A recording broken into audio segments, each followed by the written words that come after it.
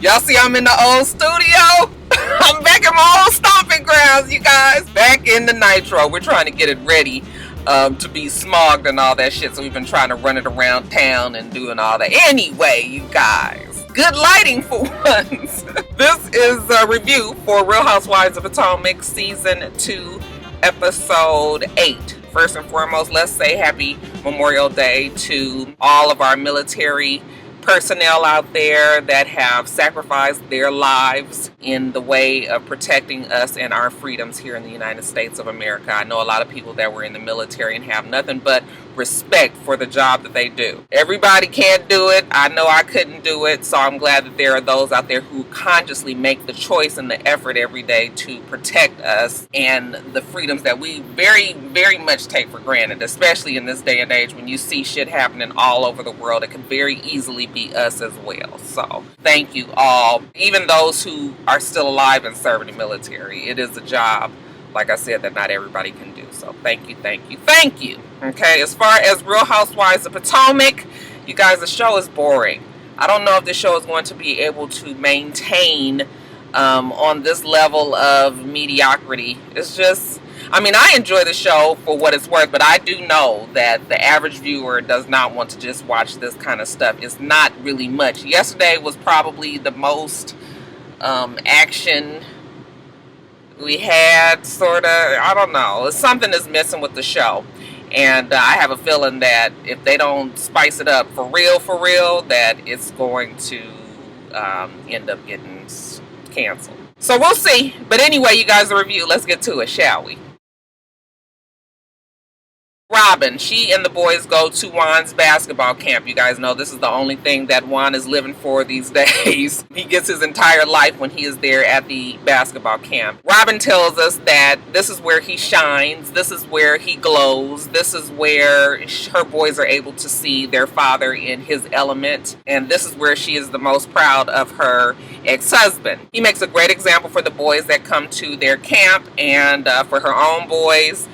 So yeah, he's a great dad. He's a great camp advisor, director. As far as their relationship, though, she still doesn't know where it stands. Girl, we could have told you that a long time ago, but I guess. Back at the house, Robyn and Juan are cooking dinner. I suppose Robyn's parents are coming to visit. Before they get there, Juan tells Robyn that he's got to leave, that the big boss wants to talk to him. She doesn't want him to leave in the middle of her parents coming there because already they're trying to keep up this facade that shit is going well, and she just does, you know, she don't want to rock the boat with her parents right now, so she's kind of trying to put the pressure on him not to go. Her parents get there and Juan stays, but you can tell that he has it. He's like antsy. He does not want to be there. He's kind of keep giving her the eye, like she's sitting there talking to her parents. She starts talking about wanting to do an Ancestry.com because even though she's always identified as black and she's always just said that she was black, I guess last season brought it to her attention that maybe she might have something else in her. I mean, we all do at some point, right?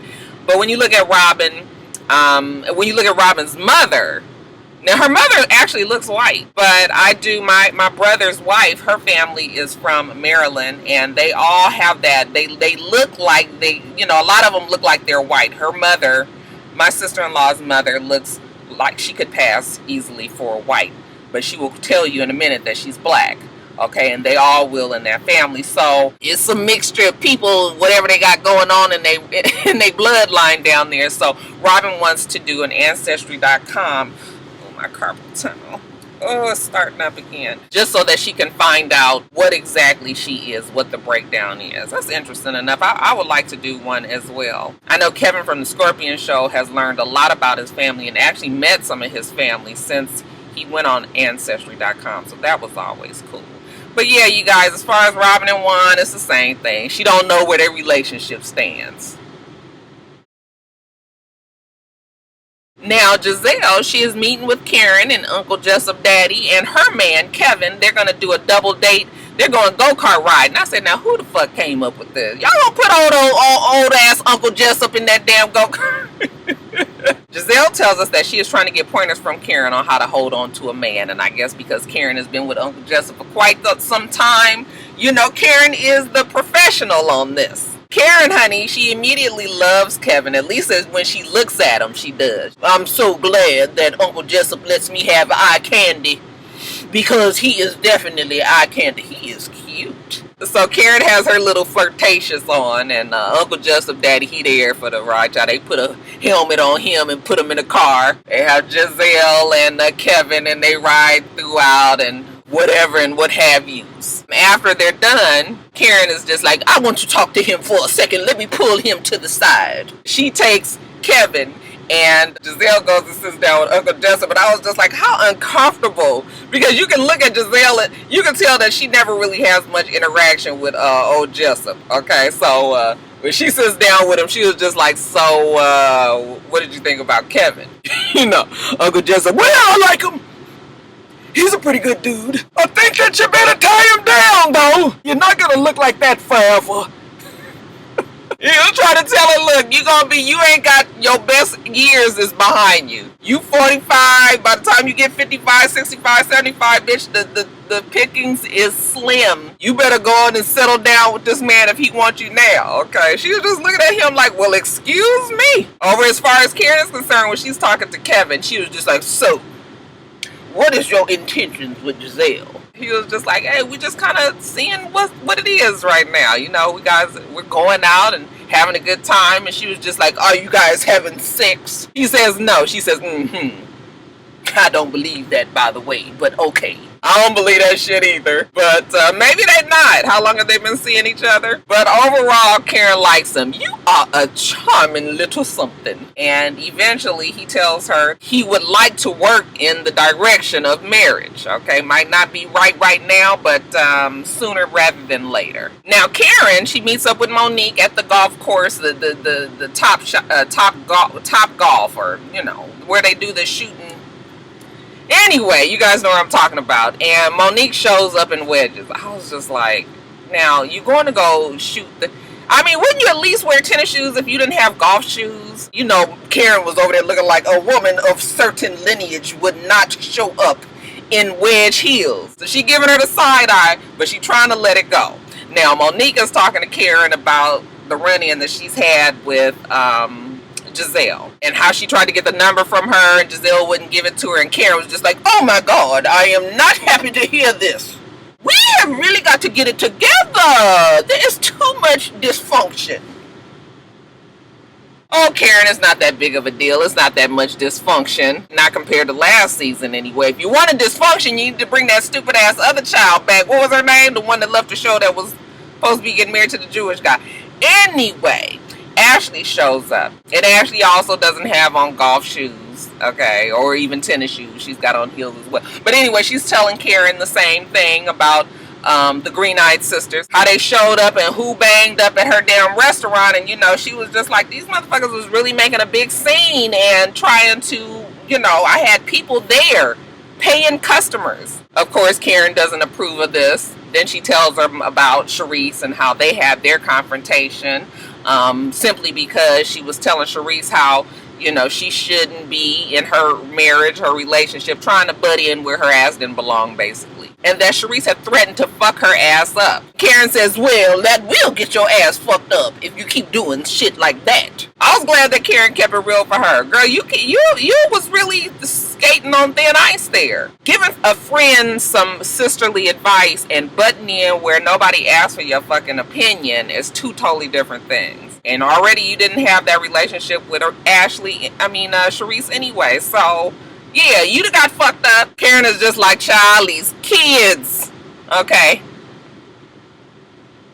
If I don't keep these girls in line, child, if I don't keep these girls in line, then the messiness just runs amok. Thank goodness that Karen is there to keep them on the straight and narrow. Later on, she has Gizelle come by the house because she's doing a photo shoot. I'm not quite sure what this photo shoot was supposed to be. I mean, I guess it was for her husband. She was just like, we have been in this house for many years and I'm leaving behind memories. I'm moving on or something, child. I don't know what the purpose of this was, but she has Gizelle come, and Gizelle shows up in her leopard skin cat suit. not quite sure who picks out Gizelle's clothes. They are always a fucking travesty. If she's not dressed up and supposed to be doing something, you know, dressy, her casual leaves a lot to be. And child, while we talk about Gizelle, oh, I can't let the makeup go. That bright red, whatever the fuck, it was just red and then it was white up here. I said, who did that to her? Who thought that was okay? Okay, it was, oh my God, it was so bad. I was just like, she looks like one of the characters from Baps or something. Like, you cannot be serious sending this woman on this nationally syndicated TV show for the world to see it look like that. Oh, Gizelle, they not your friend, girl. They not your friend. We get a little segment with Monique and her husband Chris putting their babies to sleep. She just explains to us that she's a hands-on mom and her kids are everything to her, and she's the first thing that they see when they wake up and she's the last thing that they see when they go to bed. Even though they are millionaires and they have all this money and they moved into this beautiful, beautiful home, the $5 million home that they bought in Potomac, that doesn't change anything. She doesn't have staff running around after her kids. It is definitely her and her babies and Chris. Afterwards, they go outside and they have a cigar together. You know, they're trying to make sure that they spend more time together because I guess Chris is busy and she's busy, and somewhere along the line they're trying to act like their marriage is suffering. It doesn't look like it's suffering. They trying to create some sort of havoc in their marriage. Child, don't do it, okay? These fucking reality shows, you stay on there long enough, it will get created on its own, trust me. So, while shit is good, don't be trying to act like everything is fucked up and, you know, you guys are having a hard time. Just be appreciative that you have a good relationship with a good man who got good money, who treats you well, okay? That's all I'm saying. And then lastly, you guys, Ashley. So she and her husband are having a bad time. Their marital union, their personal relationship has drifted over into their business relationship, and the business is bad. So when business is bad and you've got this relationship hinged on it, then, you know, it can do nothing but also sully and spoil the personal relationship. The show actually opens with us seeing them arguing out what we think is outside of the restaurant, and her husband Michael shooing away the Bravo, you know, the producers, and telling them to leave, you know, so they can have a discussion. Then it jumps back to 8 days earlier and we see what the problem is. Like I said, they're having marital problems, and it all just boils down to Michael treats her like a child. I told you guys at the beginning of the season, there's this big age difference between the two of them, and once the honeymoon wears off and we really start talking about the nitty gritty, then the age difference shows itself. When you had a man that is in his 60s and is a millionaire, and you have this 20-something-year-old girl that had nothing, eventually that shit is not going to be able to jive. I mean, I guess it works for some people, but probably a very small percentage of people are able to keep the relationship fresh and new when you got a man that's old enough to be your fucking father and you want him to treat you equally. As far as Oz is concerned, she's having this showcase on the new menu. They've changed some things on the menu, and she wants bloggers to come down and, you know, write up what's going on in their restaurant. She wants to do that because she's trying to grow the business. Michael is telling her that is not a good idea because we've already had some pretty bad reviews. Now you're going to have the bloggers come in official capacity and put it out there. You know, it was word of mouth. Now you're going to have officially put it out there somewhere that our shit is fucked up. We're not in the place to really have people come in and taste our food, but she does not think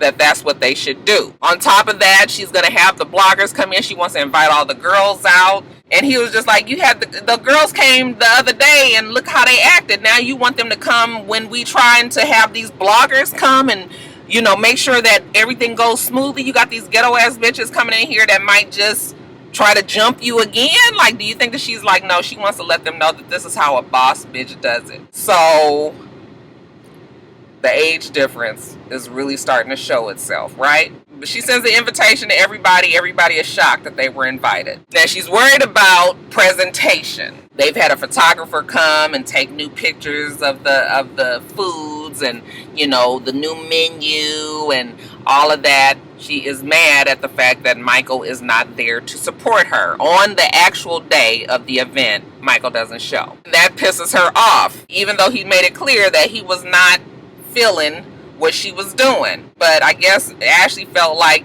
you gave me the restaurant, this is what I'm doing now, you either get with the program or not. I guess she's able to get to him on the phone, and she's arguing with him. You should be here. I need you here because we're going to have the bloggers here. And of course, Michael is still saying, I don't think the bloggers should have come. And really what I want to do is shut the whole fucking shit down. She was just like, you do whatever the fuck you feel like you need to do. If you going to feel like you shut the shit down, then shut it down, fine. So Michael comes down there because he ain't taken too kindly to this conversation. And this is where the show picked up, where it actually opened at the beginning with him trying to shoo away the camera crew. But of course, her mic is still on. So she was just like, this is ridiculous. You're being childish. You're being petty. You know, you're here and you're threatening me to shut it down. If you shut this shit down, then it is over. And she walks away. He's out there and he's like, oh my God, like this is not what I wanted. So he goes inside of the restaurant. And this is when she realizes that he has leverage over her.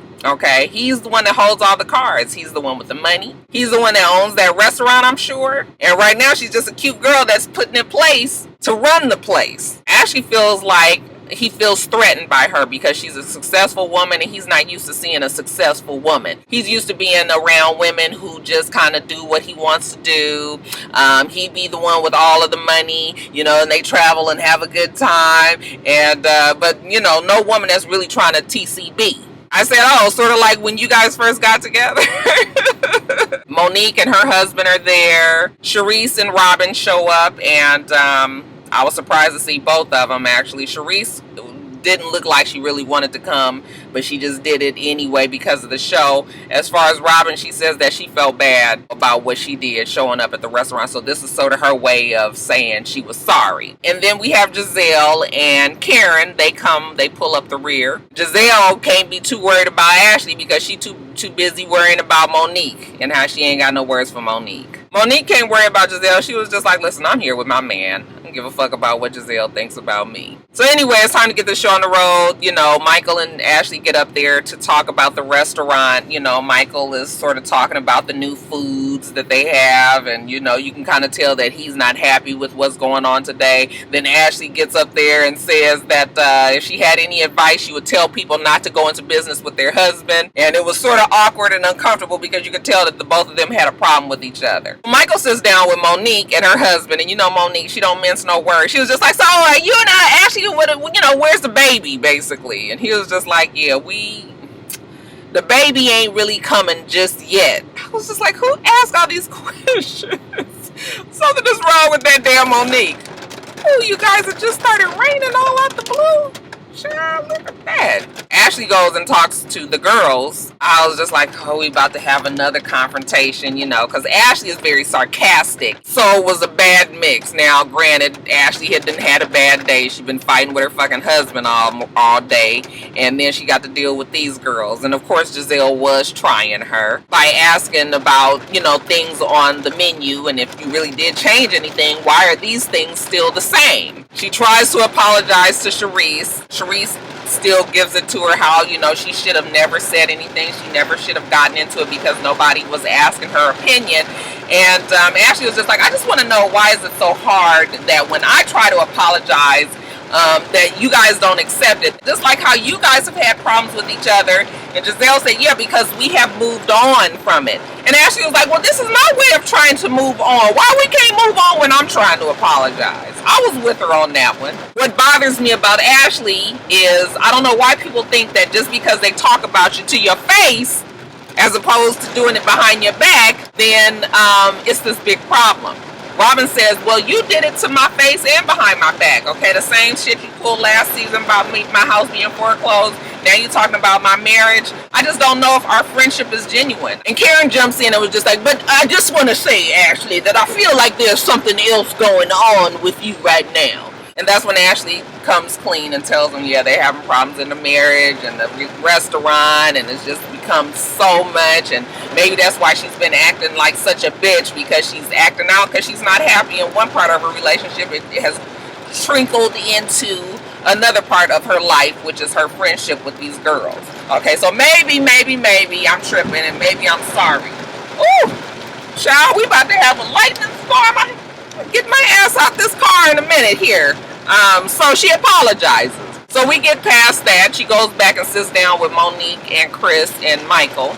Monique was like, girl, I thought I was going to have to come out there and help you fight them. And she was like, no, it wasn't nothing like that. Okay. She's like, I guess I've been a little difficult. Okay, me and Michael, there have been challenges with the restaurant and our relationship. And Monique was like, oh, I can definitely, I can understand.